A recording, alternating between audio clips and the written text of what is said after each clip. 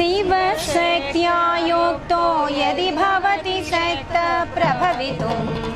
न चेदेवं देवो न खलु कुशलस्पन्दितुमपि अतस्त्वामाराध्यां हरिहरविरिञ्चादिभिरपि प्रणन्तुं स्तोतुं वा कथमकृतपुण्यप्रभवति तनीयां सम्पांसुं तव चरणपङ्केरुहभवम् विरिञ्चे सञ्चिन्वन् विरचयति लोकानविकलम् महत्येनं शौरी कथमपि सहस्रेण शिरसां हरः संशोध्यैनं भजति भसितोद्धूलनविधिम् अविद्यानामन्तस्तिमिरमिहिरद्वीपनगरी जडानां चैतन्यस्तबकमकरन्दश्रुतिझरी दरिद्राणां चिन्तामणिगुणनिका जन्मजलदौ निमग्नानां दंश्रामुदरिपुवराहस्य भवति त्वधन्यपाणिभ्यामभयवरदो दैवतगणा त्वमेका नैवासि प्रकटितवराभीत्यभिनया भयात्रातुं दातुं फलमपि च वाञ्छासमधिकम् शरण्ये लोकानां तव हि चरणावेव निपुनो हरिस्त्वामाराध्या प्रणतजन सौभाग्यजननी पुरानारी भूत्वा पुररिपुमपि क्षोभमनय मरोऽपि त्वां नत्वा रतिनयनलेह्येन वपुषा मुनीनामप्यन्त प्रभवति हि मोहाय महतां धनुपौष्पं मौर्वी मधुकरमये पञ्चविशिखाः वसन्तः सामन्तो मलयमरुदायोदनरदः तदाप्येकः सर्वं हिमगिरिसुते कामपि कृपान् अपाङ्गते लब्ध्वा जगदिदमनङ्गो विजयते क्वनत्काञ्चीरामा करिकलभकुम्भस्थलनता हरिश्रीनामध्ये परिणतशरश्चन्द्रवदना धनुर्बाणान् पाशां सुनिमपि दधाना करतले पुरस्तादास्ताम्ना पुरमदितुराहो पुरुषिका सुधा सिन्धोर्मध्ये सुरभिटपि वाटी परिवृते मणिद्वीपे नीपो पवनवति चिन्तामणिगृहे शिवाकारे मञ्चे परमशिव पर्यङ्कनिलयां भजन्ते त्वां धन्या कतिचन चिदानन् महिमूलाधारे कमपि मणिपुरे हुतवहं स्थितं स्वादिष्टाने हृदि मरुतमाकाशमुपरि मनोऽपि भ्रूमध्ये सकलमपि भित्त्वा कुलपथं सहस्रारे पद्मे सरहसि पत्या विहरसे सुधाधारा सारै चरणयुगलान्तर्विगलितैः प्रपञ्चं सिञ्चन्ते पुनरपि रसाम्नाय महसः अवाप्य स्वां भूमिं बुधगणिपमध्युष्टवलयं स्वमात्मानं कृत्वा स्वतिशिकुलकुण्डे कुहरिणि चतुर्भिः श्रीकण्ठैः शिवयुवतिभिः पञ्चभिरपि प्रभिन्नाभिस्तम्भोर्नवभिरभिमूल प्रकृतिभिः चतुश्चत्वारिंशत् वसुदलकलास्त्रत्रिवलया त्रिरेखाभिः सार्धं तव शरणकोणापरिणता त्वदीयं सौन्दर्यं तुहिनगिरिकन्ये तुलयितुं कवीन्द्रा कल्पन्ते कथमपि विरिञ्चि प्रभृतयः यदा लोकौ सौख्यादहरललना यान्ति मनसा तपोभिर्दुष्प्रापामपि गिरिशसायुज्वदने नरं वर्षीयांसं नयनविरसं नर्मसुजडं तवापाङ्गालोके पतितमनुधावन्ति शतसः जलद्वेलीबन्धा कुचकलशविस्रस्तसचया हठात् त्रुट्यत्काञ्चो विगलितदुकूला युवतयः चितौ षट्पञ्चाशाधिकमधिकपञ्चाशदुदके उदासे द्वादशे चतुरधिकपञ्चाशदलिले त्रिविद्विषत्रिंशन्मनसि च चतुष्षष्टिरिति ये मयूखास्तेषामाप्युपरि तव पादाम्बुजयुगम् शरज्योत्स्ना शुद्धां शशियुतजटा झोटमकुटा वरत्रा सत्राना स्फटिकघुटिका पुस्तककरां सकृन्नत्वा नत्वा कथमिव सतां सन्निदधते मधुक्षीरा द्राक्षा मधुरी मधुरीनाफलितयः कवीन्द्राणां चेत कमलवनबाला तपरुचिं भजन्ते ये सन्त कतिचिदरुणामेव भवतीं विरिञ्चि प्रेयस्यास्तरुणतर शृङ्गारलहरी कबीराभिर्वाग्भिर्विदधति सतां रञ्जनमणि सवित्रीभिर्वाचां शशिमनिशिलाभङ्गरुचिभिः वशिन्याद्याभिस्त्वां सह जननि संचिन्तयति यः सकर्ता काव्यानां भवति महतां भङ्गिरुचिभिः वचोभिर्वाग्देवी वदनकमला मोदमधुरैः तनुश्चायाभिस्ते तरुणतरणी श्रीसरणिभिः दिवं सर्वामुर्वे मरुनिमनिमग्नां स्मरति यः भवन्त्यस्य त्रस्यध्वनहरिणशालीननयना सहोर्वश्यावश्या कति कति न गीर्वाणगणिता मुखं बिन्दुं कृत्वा कुचयुगमदस्तस्य दददो हरार्दं ध्यायेद्यो हरमैषिते मन्मदकलां ससद्य संक्षोभं नयति वनिता इत्यतिलगो त्रिलोकीमप्याशो भ्रमयति रवीन्दोस्तनयुगां किरन्ति मङ्गेभ्या किरणनिकुरुम्बामृतरसं रुदित्वा मादत्ते हिमकरशिलामूर्तिमिव यः ससर्पानां दर्पं शमयति शकुन्तादिपैव ज्वरप्लुष्टान् दृष्ट्या सुखयति सुधाधारतिरया तटिल्लेखा तन्वीं तपनसति वैश्वानरमयीं निषन्नां षण्णामप्युपरि कमलानां तव कलां महापद्माटव्यां रुधितमलमायेन मनसा महन्त पश्यन्तो ददति परमाह्लादलहरीं भवानि त्वं दासे मयि वितर दृष्टिं सकरुणा इति स्तोतुं वाञ्छन् कथयति भवानि त्वमिति यः तदैव त्वं तस्मै दिशसि निजसायुज्य पदवीं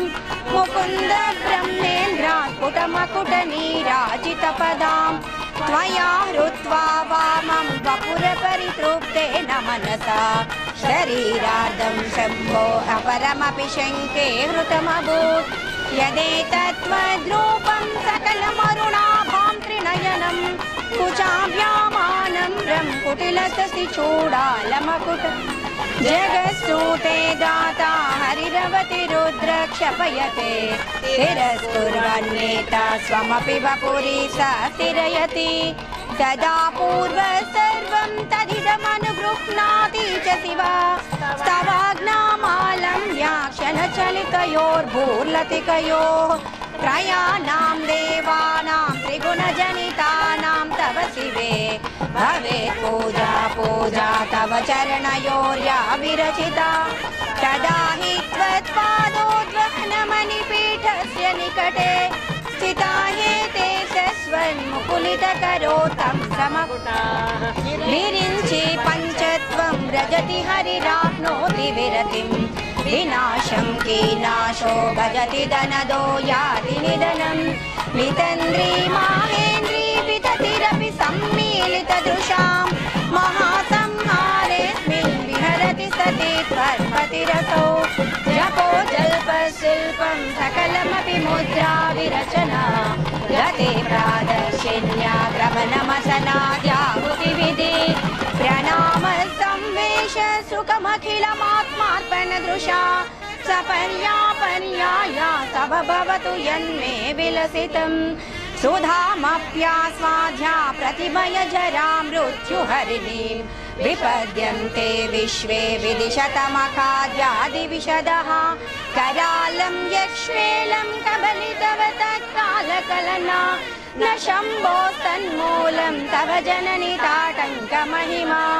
किरीटं वैरिं चं परिहर पुरकैटभविदाः कठोरे कोटीरे स्खलति जहि जम्भारि मकुटं प्रणम्रे स्वेतेषु प्रसवमुपयातस्य भवनं भवस्याभ्युत्थाने तव परिजनोक्तिर्विजयते स्वदेहोद्भूताभिर्गृणिभिरनिमाज्याभिरवितो निषेवे नित्ये त्वामहमिति सदा भावयति यः किमाश्चर्यं तस्य त्रिनयन समृद्धिं तृणयतो महासंवर्ताग्निर्विरचयति नीराजनविधि चतुष्षष्ट्यातन्त्रै सकलमति संधाय भुवनं स्थितस्तत्तसिद्धे परः परतन्त्रे पशुपति पुनस्त्वन्निर्बन्धादखिल पुरुषार्थैकघटना स्वतन्त्रं ते तन्त्रं क्षितितलमवातीतरदिदं शिवशक्ति कामाक्षितिरधरविस्थितकिरणा स्मरोऽहं सशक्रस्तदनु च परामारहरयः अमीहृल्लेखाभिस्तिसृभिरवसानेषु घटिता भजन्ते वर्णास्ते तव जननि नामावयवतां स्मरं योनिं लक्ष्मीं त्रितयमिदमाधौ तव मनो निधायैके नित्ये निरवधि महाभोगरसिका भजन्ति त्वां चिन्तामणि गुणनिबद्धाक्षबलया शिवाग्नौ जुह्वं तासुरविघृतधाराहुति शरीरं त्वं शम्भो शशिमिहिरवक्षोरुभयगं तवात्मानं मन्ये भगवति नवात्मानमनगम् अतः शेषेत्ययमुभयसाधारणतया स्थितः सम्बन्धो वां समरसपरानन्दपरयो मनस्त्वं व्योमस्त्वं मरुदसि मरुत्सारधिरसे त्वमापस्त्वं भूमिस्त्वयि परिणतायां नहि परं त्वमेव स्वात्मानं परिणमयितुं विश्ववपुषा चिदानन्दाकारं शिवयुवति भावेन तवाज्ञाचक्रस्तं तपनससि कोटिद्युतिधरं परं शम्भुं वन्दे परिमिलितपार्श्वं परचिता यमाराध्यान् भक्त्यारविशसि शुचीनाम विषये निरालोके लोके निवसति हि भालोकभुवने विशुद्धौ ते शुद्धस्फटिकविशदं व्योमजनकं शिवं सेवे देवीमपि शिवसमाना व्यवसितां ययोकान्त्या यान्त्या शशिकिरणसारूप्य सरणे विदूतान्तर्ध्वान्ता विलसति चकोरीव जगति समुन्मीलसंवित् कमलमकरं दैकरसिकं भजेऽहं सद्वन्द्वं किमपि महतां मानसचरं यदा लापादष्टादशगुणितविद्या परिणति यदा दत्ते दोषात् गुणमखिल मध्यापयैव तव स्वादिष्टाने हुतवहमधिष्ठाय निरतं तमीडे संवर्तं जननि महतीं तां च समयां यदा लोके लोकान् महति ग्रहति क्रोधकलिते दयाद्राया दृष्टि शिशिरमुपचारं तटिद्वन्तं शक्यातिमिरपरिपन्थि स्फुरणया पुरन्नानारत्नाभरणपरिणतेन्द्रधनुषं तव श्यामं मेघं कमपि मणिपूरैकशरणं निसेवे वर्षं तं हरमिहिरतप्तं त्रिभुवनं तवाधारे मूले सहसमययाल्लास्य परया नवात्मानं मन्ये नवरसमहाताण्डवनटम् उभाभ्यामेताभ्यामुदयविधिमुद्दिश्य दयया सनादव्यां जज्ञे जनकजननी मज्जगदिदं गतैर्माणिक्यत्वं गगनमणिभिः सान्द्रघटितं किरीटं ते हैमं हिमगिरिसुते कीर्तयति यः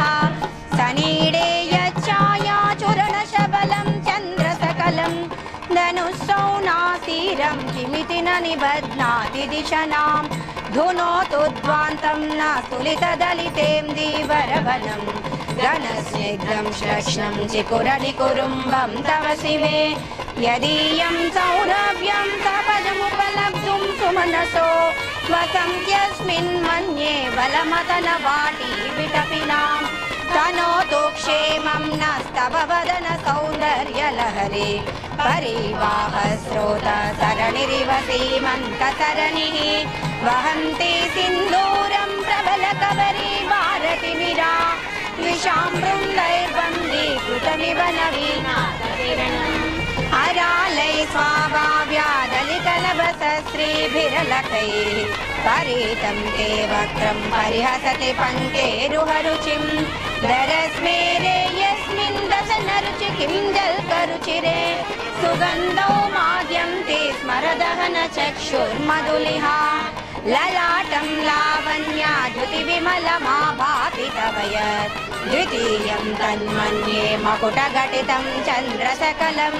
विपर्यासन्न्यासादुभयमपि सम्भूय च मितः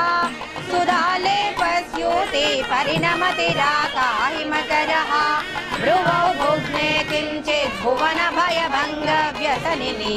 त्वदीये नेत्राभ्यां मधुकररुचिभ्यां द्रुतगुणं धनुर्मन्ये सव्येतरकरगृहीतं प्रतिपते प्रकोष्ठे मुष्टौ च स्थगयति अहस्रोते सव्यं नवनयनमर्कात्मकतया त्रिया मां वामं ते सृजति रजनीनायकतया तृतीया ते दृष्टिधरदलित हेमाम्बुजरुचिः समाधत्ते सन्ध्यां दिवसनिशयोरन्तरचरी विशाला कल्याणी स्फुटरुचिरयोध्या कुवलयै कृपाधारा धारा किमपि मधुरा भोगवतिका अवन्ती दृष्टिस्ते बहुनगर विस्तार विजया ध्रुवं तत्तन्नामा व्यवहरण योग्या विजयते कवीनां सन्दर्भात् स्तवकमकरन्द